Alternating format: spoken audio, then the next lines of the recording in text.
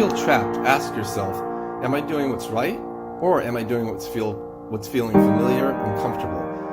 Familiar and comfortable can be bracelets that are actually handcuffs that are holding you back, keeping you in one place and keeping you stuck and unhappy. If you want to get out of this, ask yourself, who am I and what is my mission?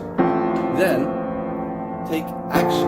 Action eliminates fear. Determine what you want and what you want to get it by, when you want to get it by, with results that are specific and measurable.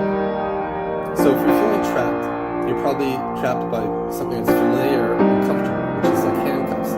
Ask yourself, who am I? What is my mission? Then take action to make your mission a reality. Action eliminates fear. The clarity and focus of taking action and heading in that direction will help you break the chains of familiarity and comfortability and help you grow as a person, and you'll find out new things about yourself and